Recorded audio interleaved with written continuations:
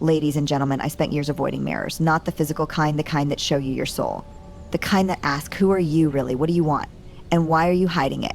I'll never forget sitting in a classroom, my palms sweaty, as the teacher called on me to share my dream career. I wanted to say writer, but my voice caught in my throat. What if they laughed?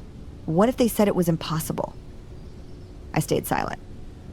And what I've learned since then is this: silence doesn't keep us safe. It keeps us stuck.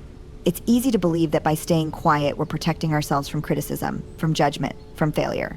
But what we're really doing is building walls that keep us separated, not just from others, but from the very things we long for. Silence becomes a habit, and before we know it, we're not just protecting ourselves from pain, we're cutting ourselves off from possibility. Dreams are fragile things, like fireflies in a jar. They glow, but only if we let them breathe. And yet, so often we screw the lid on tight, afraid that if we let them out, someone might swat them away. I know what that fear feels like. It's the fear that says, who do you think you are to dream this big? Or what if you fail and everyone sees? It's paralyzing and it's convincing, but here's what I've learned: dreams don't survive in silence. They need air, they need light, they need to be spoken out loud to remind us they're real. I had a friend who dreamed of starting a bakery. She'd been baking since she was 10 years old, kneading dough in her grandmother's kitchen, dreaming of one day owning a shop with glass cases filled with cupcakes and cookies. But when it came time to tell people about her dream, she hesitated. What if no one came? What if it failed? What if they thought it was silly? So she waited. She kept baking in her kitchen, giving cookies away for free, telling herself maybe one day she'd be ready. But then one day someone told her, your dream doesn't start when you're ready. It starts when you decide. So she did. She rented a tiny space, painted the walls yellow like her grandmother's kitchen, and put a grand opening sign in the window. And do you know what happened? People came. Not just for cupcakes, but for courage. Because her dream gave them permission to chase their own. And here's the thing: when you share your dream, it does more than make it real for you. It inspires someone else to believe in theirs. It reminds people that dreams aren't just for the lucky, or the talented, or the fearless. They're for anyone brave enough to say them out loud. I think back to that classroom where I kept my dream locked inside. I wonder what would have happened if I'd said it, if I'd claimed it, even in its most fragile form. Maybe someone would have laughed, sure, but maybe someone else would have nodded and said me too. And maybe that would have been enough to keep both of our dreams alive. What I know now is this: being shy about your dream doesn't protect it, it suffocates it. Dreams need oxygen. They need voices your voice. So whether your dream is to write, to bake, to build, to say it to yourself in the mirror. Say it to your best friend. Say it to a room full of strangers if you have to.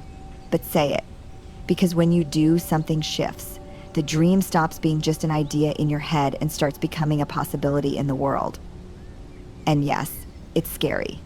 Saying it out loud doesn't make the fear disappear, but it does something better. It proves the fear doesn't get to win. It reminds you that your dreams don't need permission to exist. They just need a voice. And that voice is yours. We've all been there: the breakup that leaves you feeling like you'll never be whole again. The job loss that knocks the wind out of you. The nights when the weight of the world feels unbearable and you're too exhausted to even pretend you're fine. And yet what do? We smile. We say, I'm fine. We tuck the pain away as if hiding it will make it hurt less. But the truth is, hiding doesn't heal. It isolates.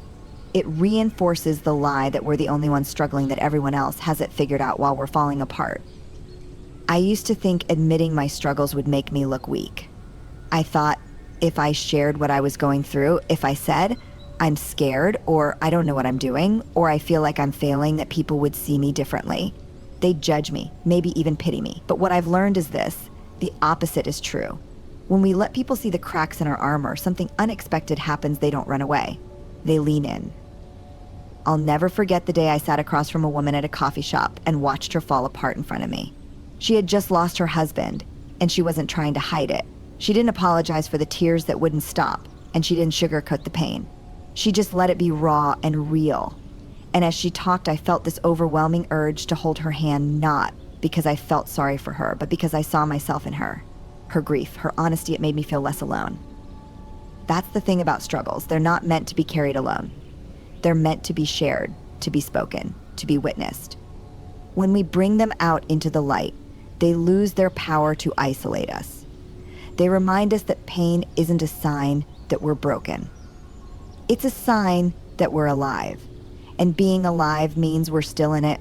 We're still fighting, still moving forward, even if we're doing it with tears streaming down our face. I think about the times I've opened up about my own struggles, the times I've said, I'm not okay, and let people see the messiness of my life. Every single time, the response has been the same. People don't turn away. They lean in. They say, me too. They tell their own stories, and suddenly what felt heavy starts to feel a little lighter. Not because the struggle disappears, but because we're no longer carrying it alone. And here's the truth, no one gets through life without scars. No one. We all have them, visible or invisible, and every scar tells a story. The question is, are we brave enough to tell it? Are we brave enough to let someone else see the parts of us we usually try to hide? Because here's what I know, when we share our stories, we don't just heal ourselves, we heal each other. I've seen it time and time again, the magic that happens when someone says, this is what I've been through, and someone else says, I thought I was the only one. It's connection. It's humanity. And it's how we remind ourselves that we're not broken, we're becoming. The world doesn't need more people pretending they're fine. It needs more people saying, I'm hurting, but I'm still here. It needs more people willing to trade perfection for authenticity, because authenticity is what builds bridges. It's what makes us feel less alone. So if you're struggling, don't hide it. Don't wait until you have it all figured out to let someone in. Let them in now while it's still messy, while it still hurts, while you're still figuring it out. Because the truth is, we don't connect through our victories, we connect through our vulnerabilities. And vulnerability isn't weakness, it's courage. It's what allows us to take off the mask and say, this is me, messy, flawed, but still here. And that's strength. Not the kind of strength that stands tall and pretends nothing can touch it, but the kind of strength that kneels down, admits the weight it's carrying, and asks for help. The kind of strength that understands asking for help doesn't make you weak, it makes you human. Because the people who've been through the hardest things, the ones who carry their struggles with honesty and grace, are often the ones who give us the most hope. They remind us that we can survive what we thought might break us. And sometimes they even remind us how to start over, not by being perfect, but by being real. I get it. Standing up for what you believe in can feel risky. It can feel like stepping out onto a stage with all the lights pointed at you, exposing you to criticism, judgment, or rejection. People might disagree. They might roll their eyes, dismiss you, or even call you names. And let's be honest, that hurts. It's uncomfortable. It's human nature to want to be liked, to belong, to avoid confrontation. But here's what I've come to realize. Staying silent about your values doesn't keep the peace. It just creates an internal war. I learned this the hard way. I remember a moment when I stayed quiet in a room full of people who were saying things that went against everything I believed in. I wanted to speak up. My heart was pounding. My hands were shaking. But instead, I let the moment pass. And do you know what haunted me most? Not what they said, but what I didn't say. The regret of silence was louder than any criticism I might have faced. The thing about values is that they're not meant to be hidden. They're meant to be lived out loud. Because values aren't just ideas, they're the compass that guides us. They're what keep us grounded when everything else feels uncertain. And yet so many of us shrink back when we're called to stand up for them. We tell ourselves it's not the right time. We don't want to rock the boat. We don't want to make people uncomfortable. But here's the truth, growth doesn't happen in comfort zones. It happens in those moments when we risk being misunderstood, when we choose integrity over approval. I think about my grandmother, who stood up for equality long before it was popular. She faced criticism, lost friends, and had doors closed in her face, but she never wavered. And do you know why? Because she understood something most of us forget: values are bigger than opinions. Values don't bend or break just because the world doesn't agree with them. They stand firm even when everything else is shaking.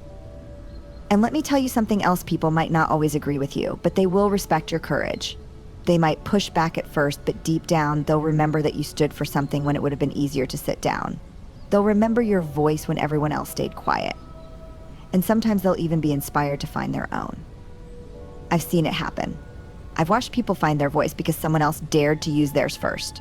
I've seen people shift their perspective because someone had the courage to ask hard questions, to challenge old ways of thinking, to say, I see this differently.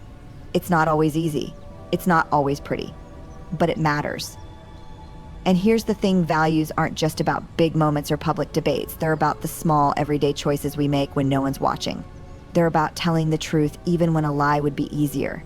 They're about treating people with kindness, even when they don't deserve it. They're about setting boundaries and holding them, even when it's uncomfortable. Because at the end of the day, our values define us. They tell the world who we are and what we stand for. And if we're too afraid to speak up for them, then what are we really saying? That they don't matter enough. That we don't matter enough. I think about the people I admire most, the ones who've left an impact on my life. None of them were the loudest in the room. None of them were the most popular or the most polished. They were the ones who stood their ground even when their voice shook. They were the ones who weren't afraid to be different, to be bold, to be real. And every time I think about them, I'm reminded that courage isn't the absence of fear. It's action in the face of it. So yes, it's hard to stand up for what you believe in, especially when it feels like the world is pushing back.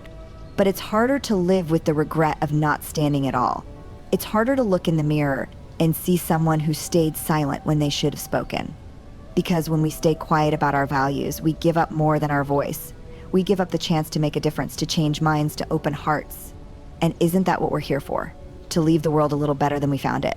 To stand up not just for ourselves, but for the people who can't yet stand for themselves.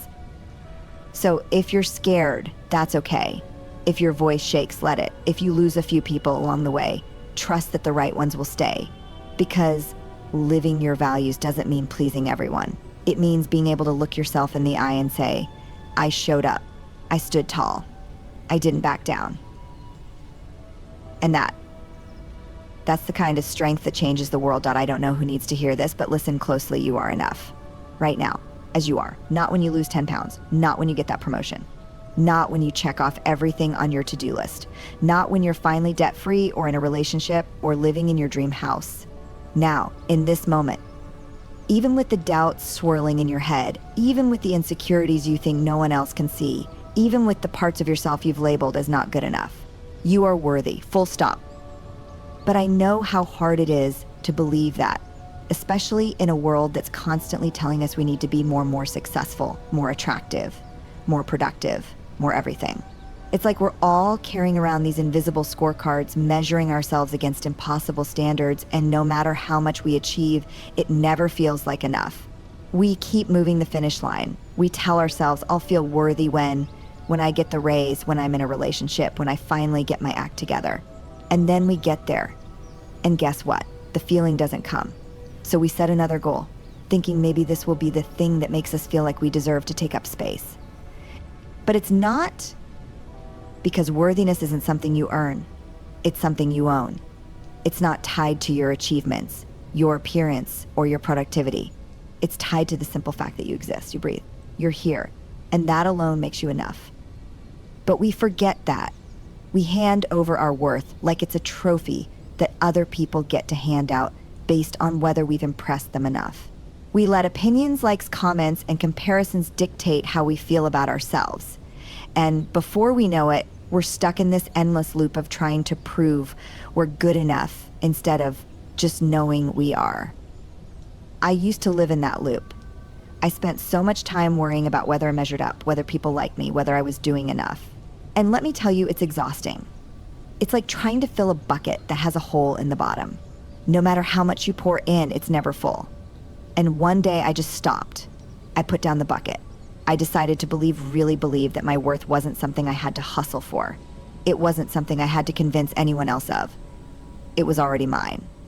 And when I started acting like that was true, everything changed. I stopped apologizing for taking up space. I stopped shrinking myself to make other people more comfortable. I stopped saying yes to things I didn't want just because I was afraid of being labeled difficult. And do you know what happened? People started respecting me more, not because I had changed, but because I finally respected myself. And that's the thing about knowing your worth. It doesn't just change the way you see yourself. It changes the way the world sees you. It teaches people how to treat you. It sets the tone for every relationship you have, whether it's with a partner, a friend, a boss, or even yourself. Because when you know your worth, you stop settling for less. You stop accepting crumbs when you deserve the whole cake. But here's what no one tells you: owning your worth isn't a one-time decision. It's a practice. It's something you have to remind yourself of every single day, especially when the world tries to convince you otherwise. It's looking in the mirror and saying, I am enough, even when you don't feel like it. It's standing up for yourself when someone crosses a line. It's walking away from relationships and situations that make you feel small. It's choosing yourself, not because you're perfect, but because you're worth the effort. And yes, it's hard, it's uncomfortable, it's messy, but so is growth, so is healing, so is learning how to love yourself in a world that profits from your self-doubt. And let's be honest, people aren't always going to get it. When you start owning your worth, some people will say you've changed. They'll call you selfish, arrogant, or difficult. But let me tell you something, there's nothing selfish about knowing your value. There's nothing arrogant about saying I deserve better. And there's nothing difficult about setting boundaries to protect your peace. That's not weakness, that's strength, that's self-respect. And anyone who can't see that, they're not your people. Because the people who truly belong in your life won't be threatened by your confidence. They'll celebrate it. They'll remind you of it when you forget. They'll be the ones who push you to keep growing, to keep dreaming, to keep showing up as the fullest version of yourself. So if you're waiting for permission to believe in yourself, to take up space, to stop playing small, this is it. You don't need anyone else to tell you. You're enough. You don't need the job title or the relationship status or the approval of strangers on the internet. You just need to decide. Decide to believe in your worth, even on the days when it feels hard. Decide to show up for yourself, even when no one else does. Decide to stop waiting for someone else to give you what's already yours. Because at the end of the day, your worth isn't something you have to earn. It's something you carry with you. And the moment you stop looking for it out there in someone else's opinion, in someone else's approval, is the moment you realize it was never missing in the first place. It's been there all along. And so let's talk about asking for help. For so many of us, those 3 little words, I need help, feel heavier than they should. They catch in our throats, sit like stones in our chests, and sometimes they never make it out at all. And why? Because somewhere along the way, we were taught that needing help means we're weak, that it means we can't handle things on our own, that it's something to be ashamed of. But let me tell you the truth, the real truth, asking for help isn't weakness. It's courage. It's strength. And most importantly, it's human. I remember a time when I was drowning, completely overwhelmed, trying to do it all, pretending I had everything under control. On the outside, I looked fine. I smiled, I showed up, I said I'm good every time someone asked how I was. But inside, I was exhausted. I was stretched so thin I felt like I could snap at any moment. And still, I didn't ask for help. I told myself I didn't want to be a burden. I didn't want people to think I couldn't handle it. I didn't want to seem needy or incapable. But the truth, I was terrified that if I let someone see how much I was struggling, they'd see me differently. And more than that, I was scared that admitting I couldn't do it all would mean I wasn't enough. And then one day, everything came crashing down. I couldn't hold it together anymore, and I broke. Not in a quiet, graceful way, but in a messy, ugly, everything falling apart kind of way. And when the dust settled, do you know what I realized? I'd been holding on to this idea that asking for help meant I was weak, but the real weakness was pretending I didn't need it. Because here's what I know now, asking for help doesn't make you less capable. It makes you human. It doesn't take away from your strength, it adds to it. It builds bridges instead of walls. It says, I trust you enough to let you in, and that kind of vulnerability. That's powerful. That's connection. That's how we heal and grow. Think about the people you love, the ones you'd drop everything for if they needed you. Would you ever think less of them for asking for help? Would you ever see their struggle as a burden? Of course not. If anything, you'd feel honored that they trusted you enough to reach out. You'd be there in a heartbeat, not because you have to, but because you want to. And yet, when it comes to ourselves, we somehow believe we don't deserve that same kind of support. I think back to the times people have shown up for me, the friend who sat with me in silence when I couldn't find the words, the family member who dropped everything to help when I didn't even know how to ask, the stranger who offered kindness at exactly the right moment. Those moments didn't make me feel weak. They made me feel seen. They reminded me that I wasn't alone. And that's what we're all afraid of, isn't it? Being alone, being too much, not being enough. But the truth is, we are never as alone as we think we are. People want to help. They want to be there, but they can't if we don't let them in. I've learned that asking for help doesn't just allow others to support us, it gives them permission to do the same. It creates a ripple effect. When we're brave enough to say, I can't do this on my own, it opens the door for someone else to say, me too. It reminds them that it's okay to lean on others, to share the load, to admit that being strong doesn't mean doing everything by yourself. And let's be honest, none of us can do it all alone. Not really. We weren't made to. We're wired for connection. We're built for community. And the idea that we have to prove our worth by doing it all ourselves, that's a lie, a dangerous one that keeps us isolated, overwhelmed, and burned out. Because the truth is, strength isn't about never falling. It's about knowing how to get back up, and sometimes that means letting someone else reach out a hand. It's about knowing when to say, I can't do this alone, and being brave enough to ask for what you need. And let me tell you, there's no shame in that. None. In fact, some of the strongest people I know are the ones who've learned how to ask for help. They're the ones who aren't afraid to be vulnerable, to say, I'm struggling, to let people see the cracks and the messiness and the truth. And you know what? That honesty, that openness, it doesn't push people away. It draws them closer. It builds trust. It deepens relationships. It creates spaces where real connection can grow. So if you're sitting here today thinking you have to do it all on your own, stop. Stop carrying the weight of the world by yourself. Stop pretending you're fine when you're not. Stop believing that asking for help is something to be ashamed of, because it's not. It's brave. It's necessary. It's one of the most human things you can do. And yes, it's scary. Yes, it's uncomfortable. Yes, it means letting people see you at your most vulnerable. But here's what I promise you: when you let people in, when you allow yourself to be supported, something incredible happens. The weight starts to lift, the load gets lighter, and suddenly what felt impossible starts to feel manageable. Because we were never meant to do this alone. We were never meant to carry it all by ourselves. And the moment we stop pretending we can is the moment we finally give ourselves permission to be human. And being human, that's enough. That's more than enough.